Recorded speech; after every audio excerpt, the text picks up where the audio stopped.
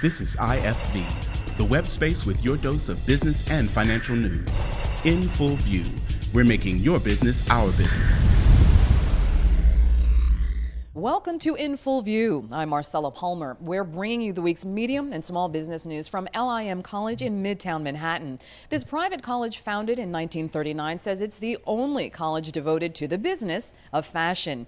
LIM is host today to the Nolcha Fashion Business Conference, a day-long event catering to independent fashion designers, retailers, and related independent industry businesses. Here we are today for the Fashion Business Conference, hosted by Nolcha in association with DataFashion and LIM College.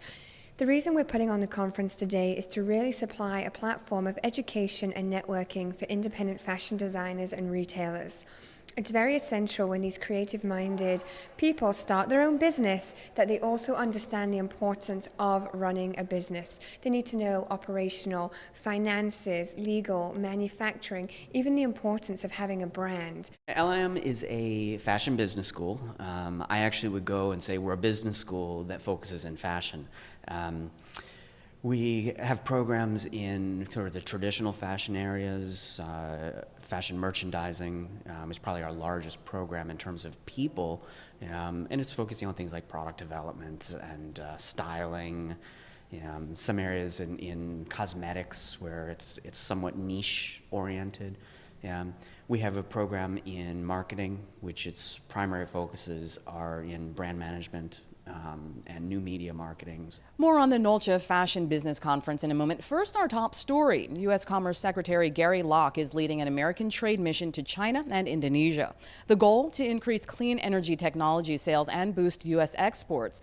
Locke believes greener energy solutions could potentially create millions of jobs. He's joined by a delegation including senior executives from 24 American clean energy and energy efficient companies. Locke says he'd like to help build new business partnerships for the companies in Hong Kong and China for projects like building wind turbines and designing more energy efficient buildings. When an American clean energy company finds success here in Hong Kong and on the mainland, it creates economic value throughout the supply chain here in Hong Kong, on the mainland, and in manufacturing towns all across the U.S. That's my definition of a win-win. Creating jobs and economic value and quality of life for the people here in China, Hong Kong, and the United States. And that's why a preeminent goal of government policy needs to be making it easy as possible for private sector businesses to develop new clean energy solutions and bringing them to market.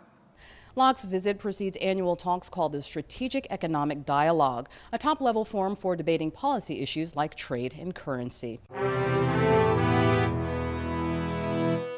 Along with the very public glamour and excitement of the fashion industry is the equally important, mostly behind-the-scenes business end of designing, marketing, manufacturing, and finance. The independent fashion business owner needs to keep up with key regional and global trends to strengthen their business strategy.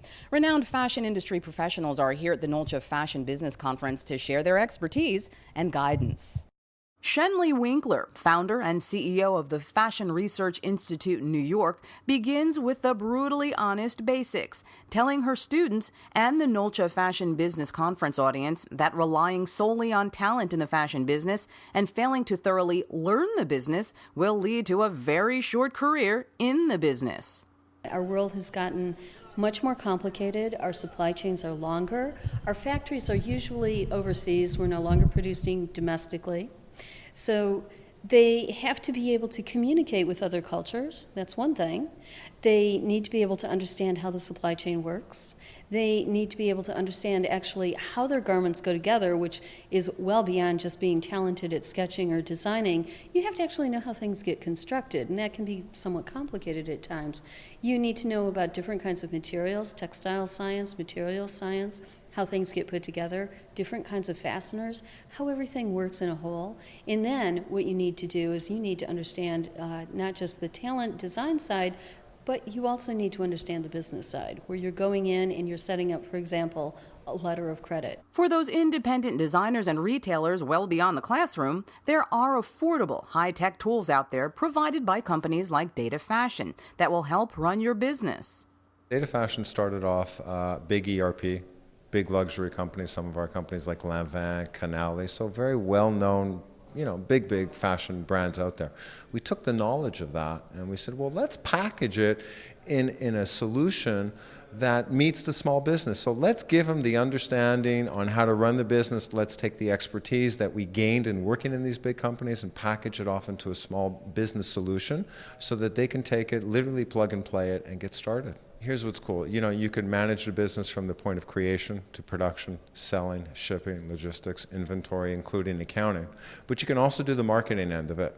So we have a full e-commerce. We have social media marketing. We have the ability to do things on the iPhone, whether they're even managing fashion shows and things like that. So what's cool is we've taken the back end of it, but we're also allowing them to take all of that information and help promote and sell their product.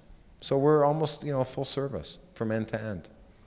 Both Rabin and Winkler emphasize an important aspect of the business side of fashion is for a great designer to work on personally connecting with their customer. I designed as a mass market designer, and I'm very different from my customer. So I would often have to go out and shop at the places that I was selling to and kind of look around and kind of put myself in the shoes of my customer. Because even though I'm not necessarily sitting down and having lunch with those folks, I have to be very compassionate and I have to understand what their buying points are. So learning how to get inside the head of your customer is critical. There's two, in my opinion, great components. It's that level of creativity that they have that's unique to them, but to be able to apply that to a customer who sees it, feels it, and believes it, that's the focus. Everything else you can build around it, but you need that first. You've got to have that feeling, that touch. I'm so much a believer of the feeling and the touch. Every designer still has to feel the cloth when they create it. It doesn't happen just by looking at a screen. Nolcha also supports the independent fashion retailer through events like upcoming Independent Retail Week, which begins right here in New York City, June 7th, and runs through to the 13th. Then moves on to Philadelphia, Chicago, and San Francisco. That's all for this week from the IFV News team. Thanks for joining us from LIM College in Midtown Manhattan. Be sure to check back every day right here at ifvnews.com for the latest on what's happening around the globe in the medium and small business world.